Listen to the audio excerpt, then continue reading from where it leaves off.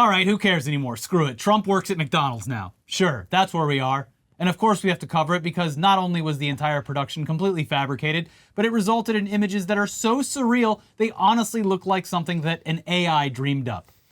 Oddly enough, though, the images of former President Donald Trump working at a McDonald's restaurant, scooping up those fries and hanging out of the drive-thru window, they are all very real. And so was the immediate connection to a recently popular meme that was repurposed to fit this amazing occasion. One perfect example is Trump standing there with his cute little apron on, and it says, "I used to be president once," alongside the response, "I don't care, just put the fries in the bag, bro." I mean, unlimited meme potential aside, this was a hilarious photo op for Trump to participate in, especially when he has a very real chance of losing the election. If or when he loses, photos of him bagging up fast food and working the drive-thru are sure to proliferate social media feeds. You're setting yourself up for the memes with that one. But what was the point of all of this? So the angle that the Trump campaign was aiming for with this appearance and photo op was an attack on Kamala Harris's claim that she worked at McDonald's while she was in college, which is a claim that has not been debunked, but one that the Trump campaign has latched onto as some sort of gotcha ever since she first mentioned that job. First of all, who cares? Yeah. It's a bizarre thing to try and latch onto as a way to discredit someone, but especially strange coming from the Trump camp when it's common knowledge that Trump inherited wealth from his family and then proceeded to lose a large portion of it over decades of failed business ventures. Mm-hmm. A recent appearance from Eric Trump on Fox News was very telling as it relates to the Trump family's familiarity with blue-collar work. Well, I mean, Laura, she's never actually had a real job, right? I mean, she's been in the federal government her entire adult life. She's never signed the front of a check. So yeah, obviously when someone's cashing a check, they sign the back, not the front. That's, I mean, we don't use checks as much these days, but you sign the back. Yeah. Also, I'm sure there's a way, but it's probably at least a little annoying and mostly pointless to somehow prove that you worked somewhere when you were young. I worked a ton of fast food and retail jobs 20 plus years ago, but I'm not exactly sure how I could prove it. How would you do that? And I'm 2 decades younger than Kamala. But again, it's a bizarre attack because she still came from a pretty humble upbringing, especially when compared to Donald Trump, who was born into wealth and privilege. J.D. Vance certainly wasn't born rich, but his jobs straight out of school were corporate law and venture capital. So it is hard to understand why her working at McDonald's and not showing up with a 40-year-old pay stub to prove it is something that they want to focus on. But whatever.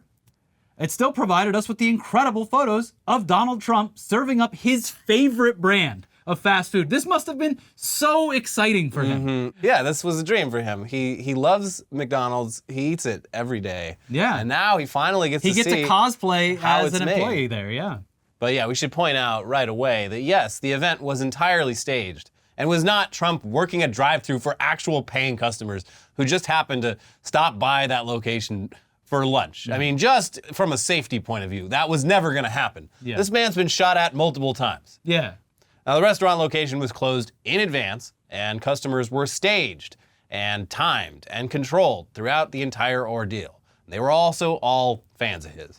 Having said that, of course, this is what happened. The guy is a former president surrounded by Secret Service agents. He's already had 2 assassination attempts against him. Both were politically incoherent people, but there's no chance Trump could just walk in and start helping out at some random McDonald's location. Yeah. What if you get burned? Yeah. Although this should have been obvious to anyone, the proof that this was staged came in the form of photos and videos from outside the event, as well as a notice posted on the restaurant indicating that it would be closed to facilitate the visit. So this part being used as a gotcha against Trump, kind of weak, despite it clearly not representing a day of hard work. Yeah, there's been It was so a much, photo op. Yeah, it's been so much like hand-wringing online about like, oh, actually it wasn't even real. They staged it. And it's like, okay, yeah, obviously they fucking staged it. That's what they should have done. If he just showed up randomly and caused a bunch of chaos, he would get pointed out the same way that J.D. Vance did when he showed up at that donut shop. So, yes, obviously it was staged. Who was confused about that? I mean, if it wasn't staged, that would still be cool. Just Yeah. like, hey, you want to let me in back there? Hey, I love those fries. Show me how to work the fry cooker. Let me get a closer look at him. Got that golden goodness. Now, for his part, Trump, yeah, he appeared to really be enjoying himself. And why wouldn't he? He famously loves McDonald's. He bought it for all those players when they came to visit the White House. He was very proud of it, too. Yeah. He talks about it all the time. He loves McDonald's. So this visit was probably really exciting for him. Like that time he got to sit in the driver's seat of a big red fire truck. Boop, boop. Honestly, we would much rather be living in a reality where Donald Trump spent his twilight years doing his own version of the Simple Life reality show instead of getting into politics. Because you gotta admit, I mean, he looks goofy as hell. And it's always a bit of fun to see people who are totally out of touch with reality attempt to briefly live the lives of average citizens and then comically fail at it. It's why that show Undercover Boss was so popular, despite also being completely staged and generally awful. Yeah.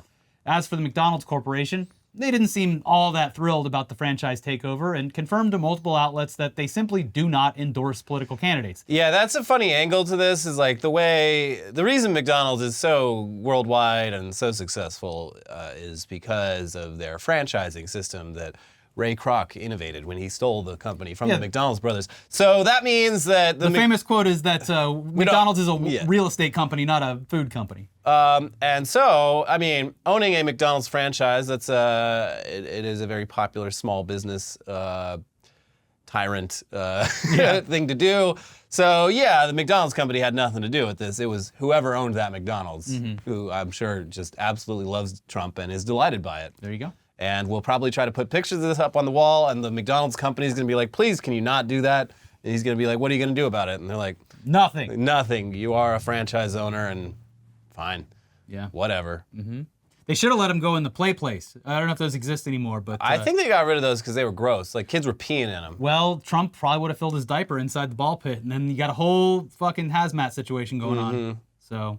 By the way, you should all be paid less.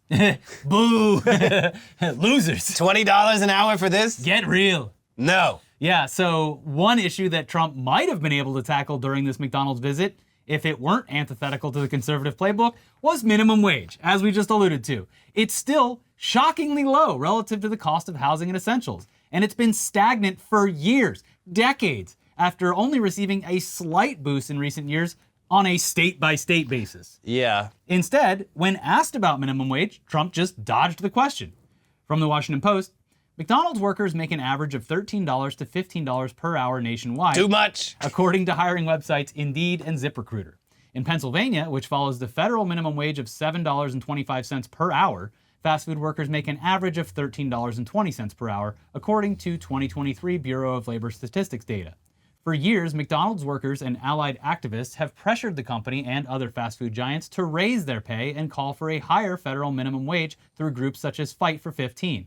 Which, by the way, Fight for 15 is still far too low at this point. Yeah, that number, Fight for 15 is over a decade old, and that number made a lot more sense back then. Yeah, but the fact that the national minimum wage is still just $7.25 an hour, that's actually obscene. Yeah. Anyways, here's how Trump responded to a question about whether or not he supported raising the minimum wage. Elliot, I'll let you do the voice. Well, I think these people work hard, they're great, and I just saw something, a process that's beautiful. See, he loved it. And it is a very efficient process they have there. There's a reason, like, they get you that food quickly. Like, faster than is even almost comprehensible. Yeah. Because if you're cooking a burger and fries for yourself, it's taking a little longer than that. They got a assembly line. They got a whole system going. Yeah. But it was funny because in the back of his mind, I have to assume that, like, he loves McDonald's so much that he's like, yeah, you know, I wish I could cut some checks here today. And a beautiful process, by the way. Very happy to have seen it. But no comment. Yeah. But yeah. Much like the time that Trump was presented with a free Purple Heart, remember that? Despite actually, of course, dodging the draft and never serving in the military in any capacity, Trump was presented with another illustrious medal the day after serving his country at the drive-thru counter. Thank you for your service. Yeah. This time, the honorary medal came from Republican Congressman Chuck Edwards, who apparently owns some McDonald's locations. And he presented Trump with the official French fries certification pin. So I know that you perfected your skills behind the counter a day or so ago, and it was my honor to present President Trump with the French fry certification pin. So much like with the Purple Heart, real fry cooks out there are almost certainly demanding that Trump give that man his fry pin back. You gotta earn that. You didn't put in the work. No, you just stood there for 15 minutes and then made the comment that you'd actually worked Stolen valor. 15 minutes longer than Kamala and then walked out. Stolen valor. Yeah. Although you might have noticed the absolute destruction behind Trump in that clip where he accepts his big boy fry cook pin. That's because Trump was visiting Asheville, North Carolina, which is still far from fully recovered after Hurricane Helene destroyed it. Very, very far from being recovered. And in addition to blocking one of the only roads through the town in order to accommodate him, cutting off workers and aid for the entirety of his visit, he also used the appearance to baselessly attack the efforts of FEMA and the government's response to the affected area, which is obviously insane. We've been and over this, yeah. It's led to people pulling guns on these people. And, yeah, it's not good. Here's local outlet Blue Ridge Public Radio with more on the visit. Trump said he visited Western North Carolina to show his support for the people, towns, bridges, and businesses destroyed by Helene. Especially the McDonald's locations. But the trip caused challenges for some local drivers on stretches of I-26, I-40, and I-240. Road blockades to secure the presidential candidate's entrance to the desolated stretch of Highway 70 caused traffic gridlock in some parts of the town. That's quite a scene driving up. You see that kind of destruction? Actually incredible. To see that is incredible. It's the power of nature, he said, describing the scenes of devastation he saw on his way to the event. Nothing you can do about it, but you got to get a little bit better crew to do a better job than's been done by the White House, he said. Trump avoided a direct answer to a question about whether or not climate change was making storms like Helene worse, La la la. instead touting the cleanest air and water on record during his presidency. No, I don't think so. I don't think that's what it was. I think the one thing that his brain can go to about COVID? that is during COVID when everyone was inside and March 2020? the Earth recovered for a brief moment in time. Okay, fair enough. He wins on a technicality. That Sure. was the cleanest air and water any of us have ever seen. Yeah. And nor will see ever again. That's true. It continues. The Republican nominee also promised to personally recruit businesses from all over the world to help the region's economy recover.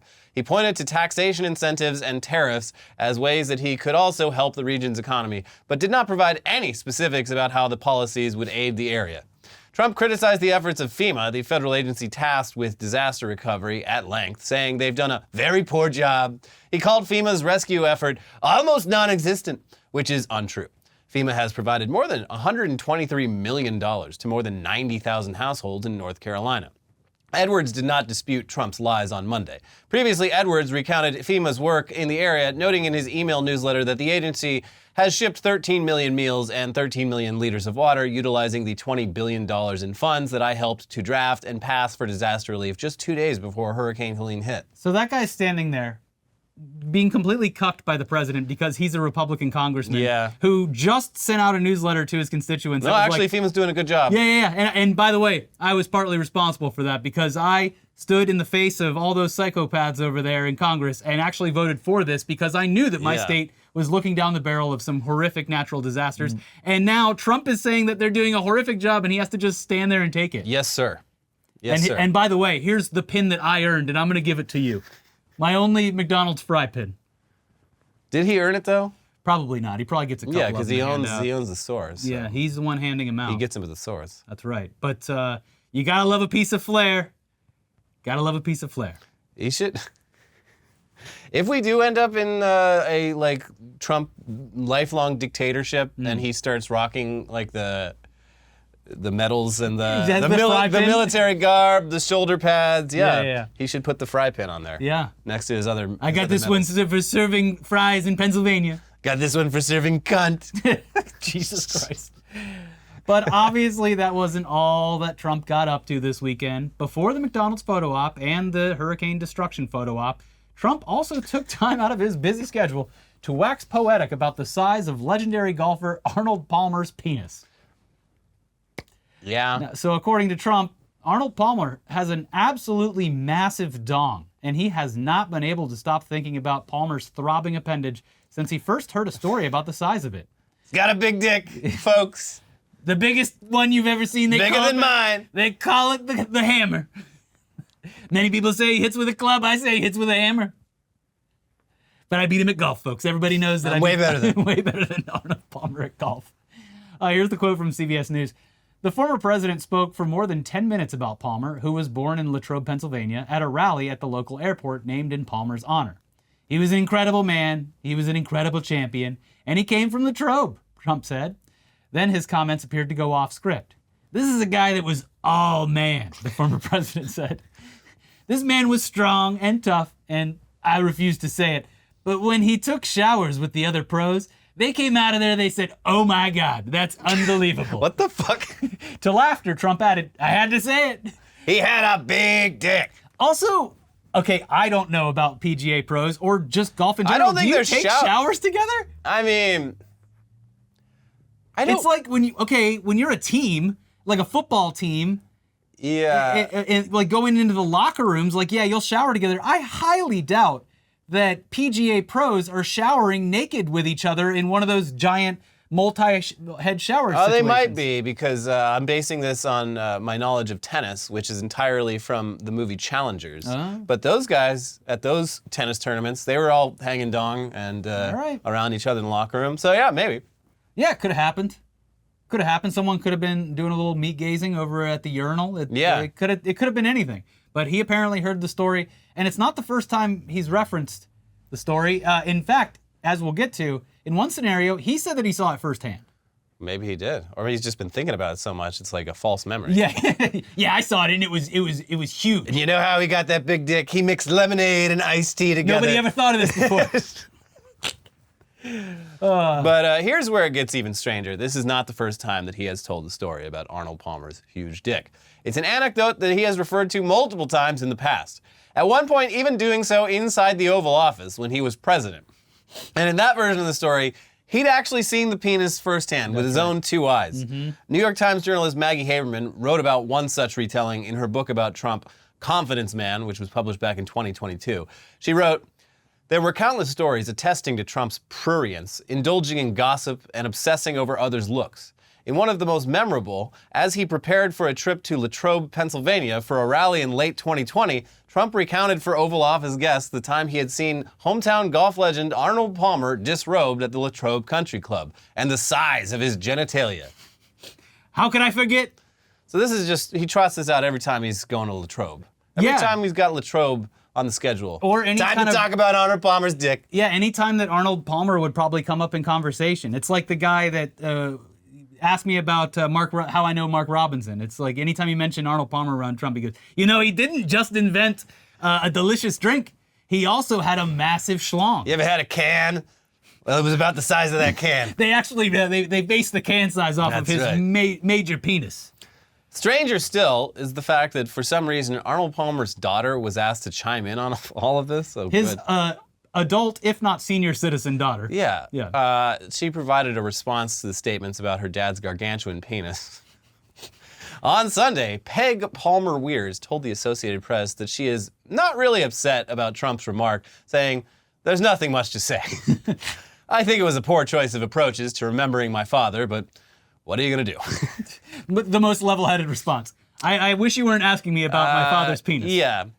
She also spoke with Inside Edition, where she elaborated further, adding, "To talk about the showers and my father's anatomy, I think Trump seems to be obsessed with these things, just like crowd size. Size seems to matter to him in what I've seen.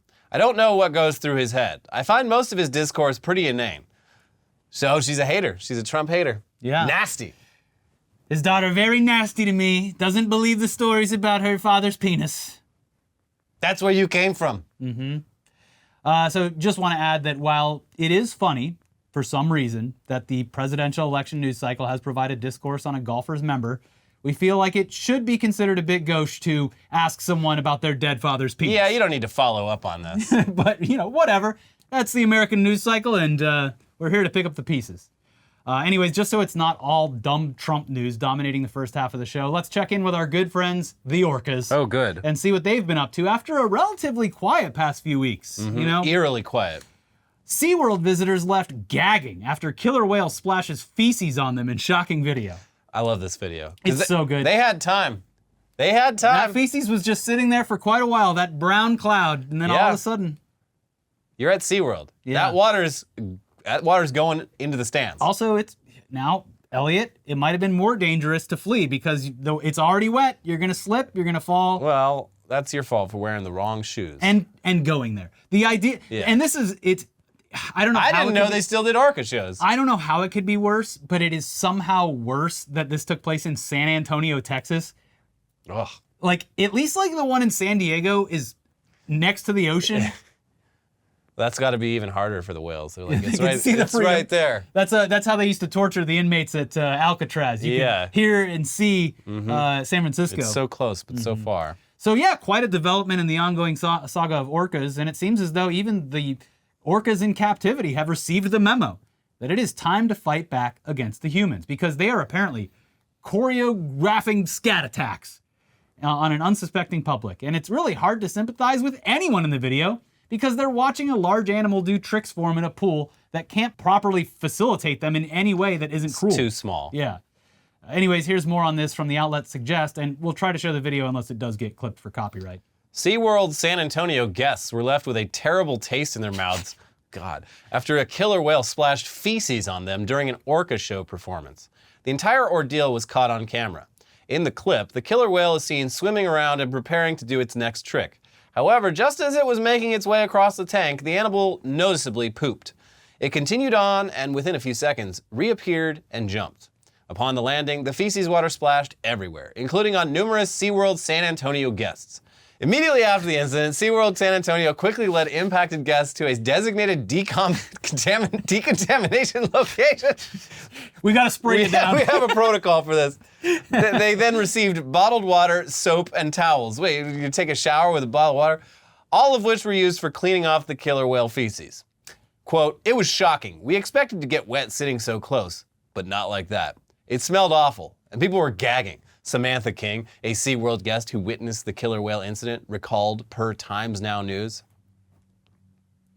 Well, let this be a lesson. Yeah. Orcas don't exist for your entertainment. No, and if you go to watch them and mock them, they will splash poo-poo all over you. And those are big dumps. They are very, very big dumps, This and is that's it really spread in that water, Yeah. so everyone got a little taste of it. One orca can fit a lot of poop. They sure can. All right, while you're busy savoring that last story, and before we get into the second half of Bad the show, taste in my mouth. it's time to take a second and thank this episode's sponsors, starting with Hims Hair, which is a good sponsor to have when the stress of this year's election cycle is causing your hair to fall out.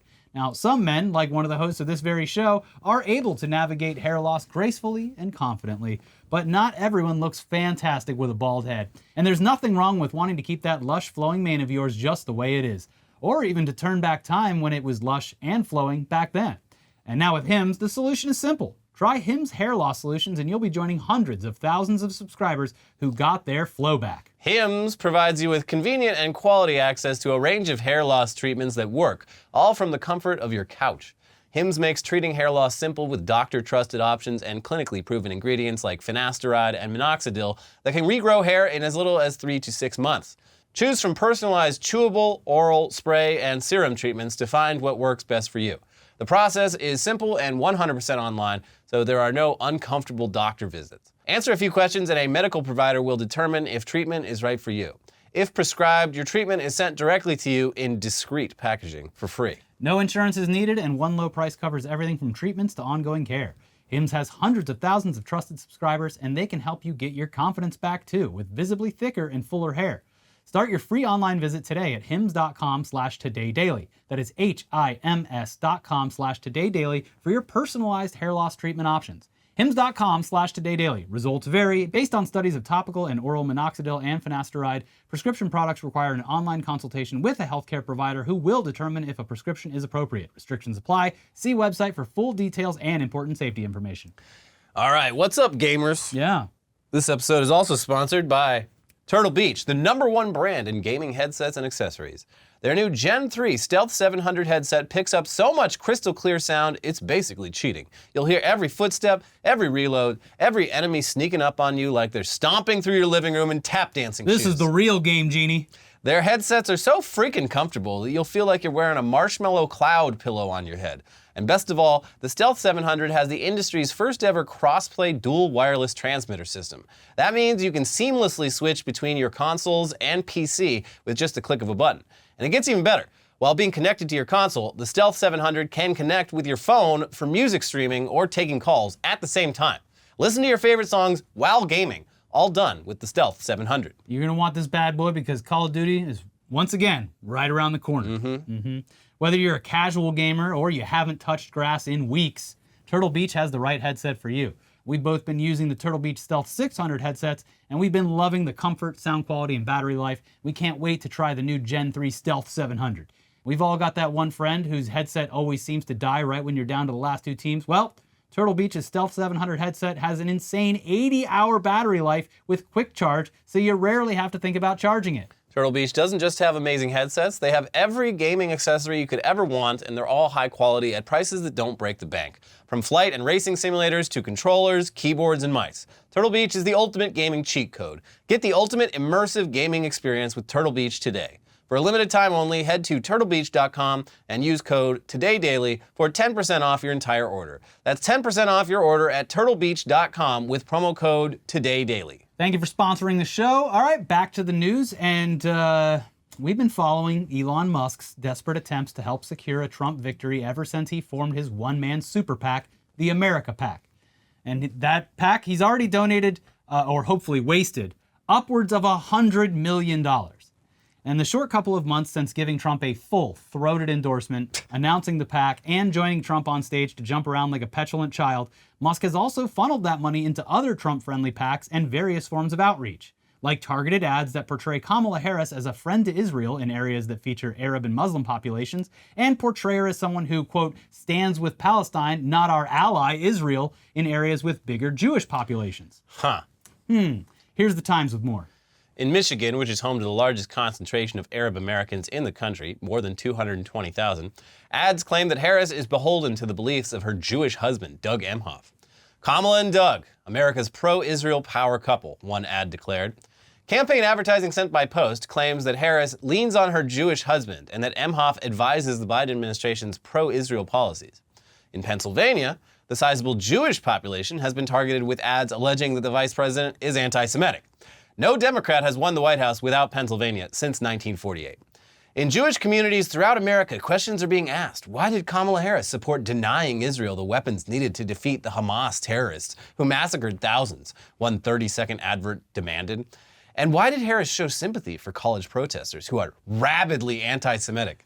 So in addition to that, Musk launched an absolutely absurd lottery over the weekend where he says he'll be giving out $1 million per day to registered voters who live in swing states if they sign a petition that pledges their, quote, support for the First and Second Amendments, which is obviously a very loose way of getting people to sign a petition that claims they will vote for Donald Trump, which is a clear attempt to give himself enough plausible deniability to say it's not based on who you vote for, it's based on your support for the First and Second Amendments. And that's all while successfully harvesting the personal voter data of anyone and everyone who signs up for that chance to win his $1 million grand prize. This is also in addition to the $47 that he's been offering over the past couple of weeks or so. But this begs the question. I believe he raised it to 100 after the Cards Against Humanity thing. Oh, yeah. But this, of course, begs the question. Isn't this all fucking illegal? It feels like it should be. And the answer is maybe, or probably, almost certainly. But laws only exist if someone enforces them. And if Donald Trump is elected president, Elon Musk has absolutely nothing to worry about. But with more on the actual legality of this, here's CNBC. Speaking at an America PAC event in Harrisburg, Pennsylvania, Musk said, "I have a surprise for you," adding that the prize money is available every day from now until the election. Musk then called up a man named John Dreyer, who he said was one of the petition signees in attendance, and handed him a giant check. "I think this is kind of fun, and it seems like a good use of money, basically," said the Tesla CEO. The deadline to sign the petition is Monday night, which is the day Pennsylvania's voter registration closes. So it's too late for all you guys watching this episode, but we assure you, it's not worth it to give Elon Musk all your personal data. You're not going to win, and you're giving him all the info he needs to target you in the future. The petition, posted on the America PAC website, said that to be eligible for payments, signees must be registered voters of Arizona, Georgia, Michigan, Nevada, North Carolina, Pennsylvania, or Wisconsin. Rick Hasen, a UCLA law professor and NBC News election law analyst, said in a blog post that Musk's initiative appears to be a violation of federal election laws, specifically one that says a person who pays or offers to pay or accepts payment either for registration to vote or for voting shall be fined not more than $10,000 or imprisoned not more than 5 years or both. Certain things in this country can be sold, and certain things we have decided should not be for sale, Hasen told CNBC in an interview. Congress has determined you should not be able to sell your vote to the highest bidder. And we should not have the political process distorted by people with the most wealth who may try to get you to vote in a certain way. In an interview with NBC's Meet the Press on Sunday, Pennsylvania Democratic Governor Josh Shapiro said Musk's plan to give money to registered voters in his state is deeply concerning, and it's something that law enforcement could take a look at. Concerning. This would be the funniest way that he ends up going to jail. Election interference? Yeah, this is ridiculous, but it on top of that, what makes it even more ridiculous is that Elon and all of his like brain-poisoned followers are obsessed with the idea that George Soros is pulling the strings and handing out checks to anyone who, like, no one actually supports the Democrats. They're just they're Funded doing it by Soros, yeah. And there's no evidence for that. And here he is doing the exact same thing, but in like real life. And out in the open. And yeah, I don't know how the cognitive like dissonance, I mean, it's just funny. It's bizarre and bleak. It's a very bleak take on American It's politics. similar to what he's done with Twitter, where like he and a lot of other people claimed that they were fully in the tank for the Democrats going back years when... And we're like secretly plotting behind the scenes and doing favors. And or he's censoring. come on and gone way, way, way above and beyond in the opposite direction. Yeah. Making it basically like the official social platform of Republicans. All of this is blatantly obvious to anyone who isn't a Musk or Trump sycophant. But they're all operating in their own reality. Yeah. And based on the words they've used recently and their actions, they seem absolutely sure that Trump is going to win, which is going to come as a huge shock to them when it does not happen. Well, I wouldn't be so sure.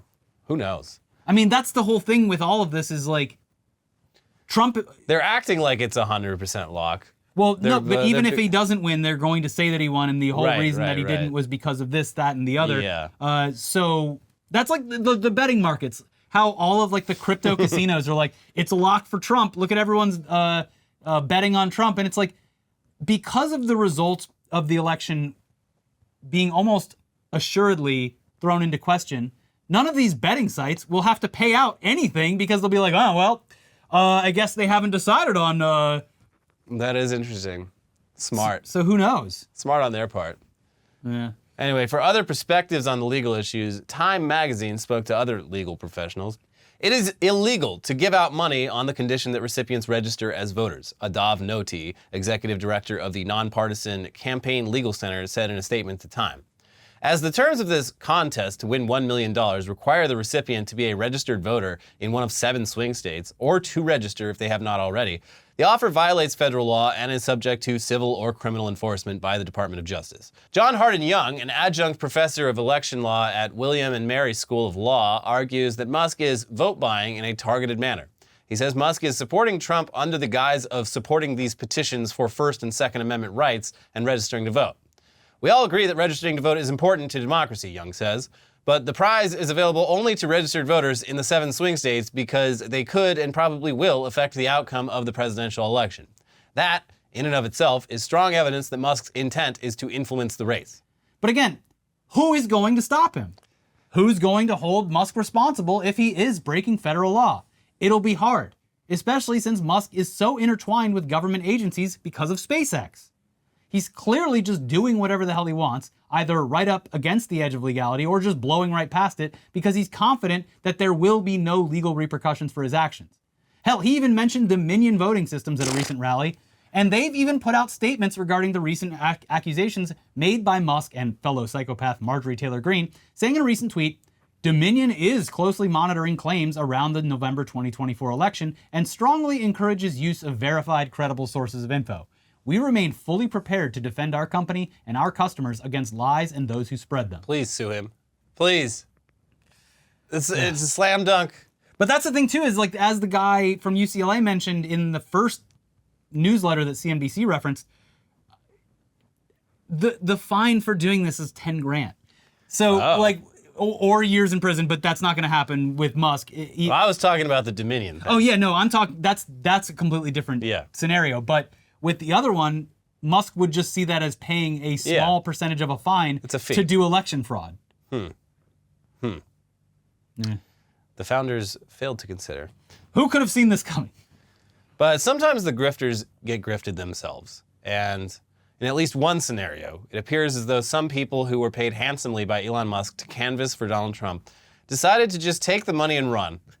Upwards of 25% of canvassing efforts in some areas might have been completely non-existent after reviews found major inconsistencies in logs related to the efforts. Here's The Guardian with more. Donald Trump's campaign may be failing to reach thousands of voters they hope to turn out in Arizona and Nevada, with roughly a quarter of door knocks done by America PAC flagged by its canvassing app as potentially fraudulent, according to leaked data and people familiar with the matter. The potentially fake door knocks, when canvassers falsely claim to have visited a home, could present a serious setback for Trump as he and Kamala Harris remain even in the polls with fewer than 20 days until an election. The Trump campaign earlier this year outsourced the bulk of its ground game to America PAC, the political action committee founded by Elon Musk, betting that spending millions to turn out Trump supporters, especially those who don't typically vote, would boost returns. But leaked America PAC data obtained by The Guardian shows that roughly 24% of the door knocks in Arizona and 25% of the door knocks in Nevada this week were flagged under its internal unusual survey logs, a metric used to determine faked doors. America PAC denied it was experiencing that level of actual fraud in Arizona and Nevada and declined to comment on reporting for this story. The unusual activity logs, for instance, showed a canvasser who was marked by GPS as sitting at a Guayos on the Trail restaurant half a mile away from the doors he was supposedly hitting in Globe, Arizona. Another canvasser was recorded marking voters as not home 2 blocks away from that apartment. Under normal circumstances, a canvasser walks up to the door of a home where a Trump voter lives. The canvasser then navigates to a list of questions on the smartphone app and records responses to the survey. An unusual activity report on the Campaign Sidekick app is auto-generated when a survey is filled out by a canvasser some distance from the location of the target voter's home. The Guardian also conducted its own test to see whether manually removing instances of false positives, doors wrongly marked as fraudulent, would show the unusual activity logs were too sensitive. Using a randomly picked sample of 26 canvassers in Arizona, the rate of suspected fakes was in line with the overall rate. Love the idea of someone just sitting at a fucking restaurant down the block, just going, doop, Not home, doop, doop, not home, doop. did it. And they had a screenshot in the article too, where it's like, it shows the GPS location on a map, and it shows them like, this person's not home, and they're literally sitting at that restaurant. I love it. Yeah. Guayos on the trail. Yeah. You gotta try the enchiladas. They got free Wi-Fi. Anyway, finally today, Yeah. speaking of grifters, it looks like the brain trust of KSI, Mr. Beast, and Logan Paul might have actually failed their young and impressionable fans once again. Because despite convincing people that they'll like their cheese drippy, bro, now they're gonna have to convince them that they'll like their cheese moldy, bro. Yeah. Because multiple people have now reported that the cheese product included in the recently launched Lunchly product can arrive moldy, despite having expiration dates that extend far, far into the future. Months, yeah. One of the most notable examples was when content creator Rosanna Poncino bought some Lunchly packs to compare them with the long-standing king of the kids' pre-made lunch market, Lunchables. Before the taste test could even get started, though, she opened the Feastables product to reveal that the cheese had already started going bad. This is Ew. supposed to be drippy, bro. Which, yeah, they made a whole thing about not using preservatives, and they might have potentially had some faulty packaging or shipping there, but this should not be happening. Yeah. Here's Kotaku with more on this. Pancino's gross discovery might be bad for the Lunchly brand, but it was certainly great for content. This is molded, she confirmed after opening the package. The packs had an expiration date of December 8th, 2024, and had been purchased the day the video was filmed on October 16th. That's mold, Pancino says. This is not safe, especially for kids who are young. They might not know what mold looks like and just eat it. Ugh. I just want you guys to know I did not fake this, Pancino continued. She said the original intent of the video was to go over nutritional facts and differences between the two brands with some expert input and share healthier alternatives that were still affordable. I did not expect this. You can cover the mold with pepperoni. And they add that she's not the only person who found mold in their Lunchly. A few other alleged incidents of FDA violations cropped up online in videos and posts that also went viral, but whose provenance was less well documented. It's still not clear if the moldy cheese in Lunchly is a common enough problem to be deeply concerning, or just the standard edge cases that crop up when food gets damaged during transport. I'm not sure. I'm not going to go down and buy one of these lunch packs to find out for myself, because I am not the You know, I age range or market for this. was impressed by Feastables. That's what the chocolate's called? I think so, yeah. Yeah. I was like, well, not bad. Pretty good chocolate, actually. Mm-hmm. But I will not be doing the same with Lunchly. First of all, terrible name. Mm-hmm. LY, that's like some fucking 2012 era, like, internet startup shit. We called it iLunch. Yeah, it's not clever. LY, come on. I feel like they could have just gone with the Feastables name. Yeah. It's a fine name, I guess.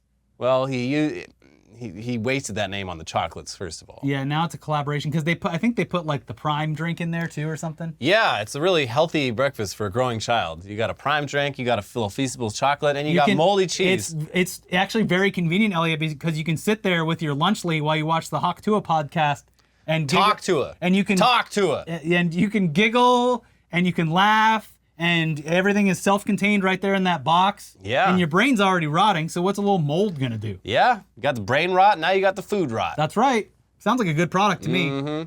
Spit on that thing. Eat the slop and spit on it. Spit on that thing. You gotta do it like a fly and spit on it before you eat it. Hawk Tua. Come on, Elliot, do it. No, I'm done with that. Okay. Anyways, it's almost certainly just a packaging issue or something. But it's not a great look, especially since there was already drama surrounding the launch of the product on its own. And just Mr. Beast in general. Yeah, he's not having a great year. It definitely doesn't look good to collaborate with Logan Paul and then claim that you're releasing a much better, much healthier version of a product that already exists, only to have major mold issues on the first round of shipments. So, again, not good, very bad year for Mr. Beast. Yeah. Yeah. Wake me up when 2024 ends. Anyway, speaking of collabs, Elliot, tell them about it. So, we recently appeared on the Western Kabuki podcast alongside June, a.k.a. Juniper, a.k.a. Can't Ever Die, The most famous poster. the Bird Respecter, and Alex Goldman to discuss some of the worst possible tweets of the year so far. We had a great time. A lot of people have been suggesting this crossover for a while.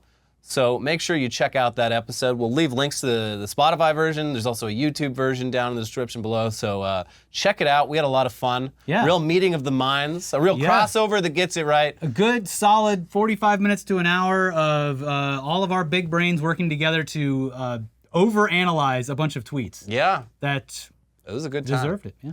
So go listen so we get invited on to more cool shit, please. Yeah. Please. All right, now that's the end of the episode, but before you go, please make sure you like the video. Please! Please! Please! If you don't like the video, you're going to have mold in your Lunchly. Yeah. So make sure you like it. Make sure you Hawk Tua like on 7 that years thing. of mold. Yeah. Yeah, spit on that like button. If you want to become a supporter of the show, you can click the join button. It really, really does help us out. Make sure you're subscribed, though. And of course, watch our most recent episodes. We have a new episode of Weekly Weird News where we finally put a pin in the saga of Arthur Knight, distinguished English gentleman. Yeah.